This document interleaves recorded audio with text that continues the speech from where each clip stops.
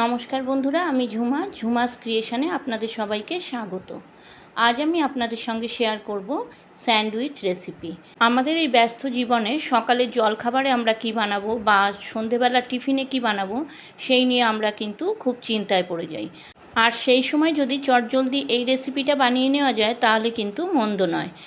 আর এটা একটা healthy tasty recipe, বাচ্চা থেকে বড় সবাই এটা কিন্তু পছন্দ করে। তাই সকালের জলখাবার, সন্ধেবেলার টিফিন আর বাচ্চাদের টিফিন নিয়ে চিন্তা না করে চট করে বানিয়ে ফেলুন স্যান্ডউইচ করতে আমি কি নিয়েছি দেখুন। নিয়েছি 2টো ডিম সেদ্ধ, একটা আলু সেদ্ধ, একটা মিডিয়াম সাইজের পেঁয়াজ কুচি আর 2টো কাঁচা লঙ্কা কুচি। প্রথমে আলু সেদ্ধ আর ডিম সেদ্ধটাকে আমি ম্যাশার দিয়ে ম্যাশ করে নেব। আমার এই রেসিপিটা যদি আপনাদের ভালো লাগে বন্ধুরা, আমার চ্যানেলটাকে সাবস্ক্রাইব করে দেবেন, লাইক কমেন্ট শেয়ার করবেন আর পাশে থাকা বেল আইকনটা প্রেস করে দেবেন যাতে আমার ভিডিও আপলোড হওয়ার সাথে সাথে আপনাদের কাছে নোটিফিকেশান পৌঁছে যায়।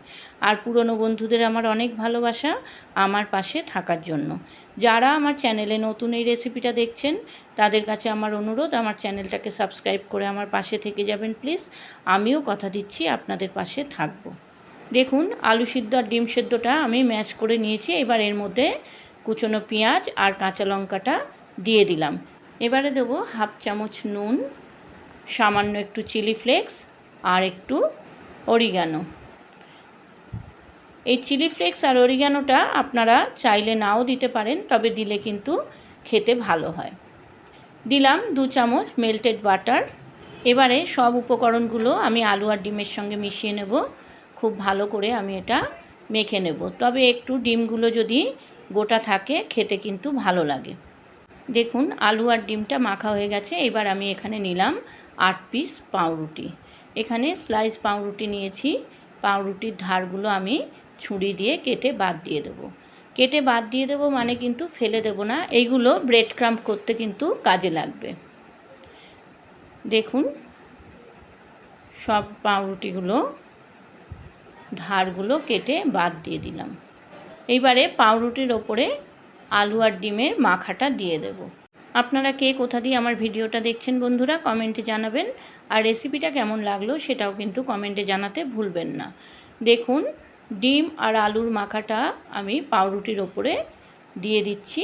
হাত তো লাগাতেই হবে, সব কাজ কি চামচ দিয়ে হয়, তাই হাত দিয়ে ভালো করে মোটা করে এটা লাগিয়ে নিলাম। সব পাউরুটির মধ্যে এইভাবে ডিম আর আলুর মাখাটা দিয়ে দেব। কাছের দূরের নতুন পুরনো সকল বন্ধুদের জানাই আমার অন্তর থেকে ভালোবাসা, কারণ আপনারা না থাকলে আমি আজকের এত দূর এগোতে পারতাম না। তাই আপনাদেরকে আমার আন্তরিক ভালোবাসা। দেখুন, আলু আর ডিমের মিশ্রণটা দেওয়া হয়ে গেছে। এবারে আর 1 পিস করে পাউরুটি এর ওপরে লাগিয়ে দিলাম। আপনারা চাইলে পাউরুটিতে মাখনটা মাখিয়ে তারপরে আলু আর ডিমের মাখাটা দিতে পারেন, কিন্তু আমি যেহেতু আলু ডিম মাখাতে মেল্টেড বাটার দিয়েছিলাম তাই আমি পাউরুটিটার বাটারটা দিলাম না। এইবার তাওয়াটা গ্যাসের ওপর বসিয়ে ভালো করে গরম করে স্যান্ডউইচগুলো দিয়ে দিলাম। আপনাদের কাছে যদি গ্রিল প্যান থাকে তাহলে আপনারা গ্রিল প্যানে করতে পারেন। আমার কাছে গ্রিল প্যান ছিল না তাই আমি তাওয়াতেই করছি। দেখুন, একটা পিঠ উল্টে দিলাম। এই রকম লাল করে সেঁকে নিতে হবে।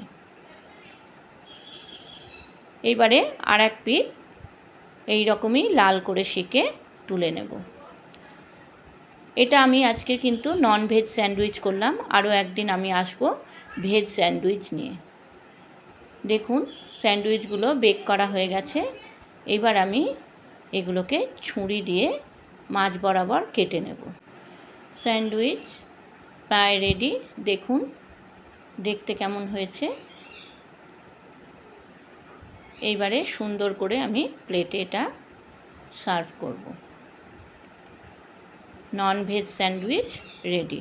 দেখুন তো হয়েছে না লোভনীয়, খেতেও কিন্তু অসাধারণ হয়েছিল। আপনারাও এইভাবে করে নিন, আপনাদেরও ভালো লাগবে। আপনারা যারা ফেসবুক থেকে আমার এই রেসিপিটা দেখছেন আমার ফেসবুক পেজটাকে ফলো করে দেবেন, আর যারা ইউটিউব থেকে দেখছেন আমার ইউটিউব চ্যানেলটাকে সাবস্ক্রাইব করে আমার পাশে থেকে যাবেন প্লিজ। আপনারা ভালো থাকুন, সুস্থ থাকুন। আবার আসবো আমি অন্য দিন অন্য কোনো রেসিপি নিয়ে। আজকের মতো আমি চলি। ধন্যবাদ বন্ধুরা।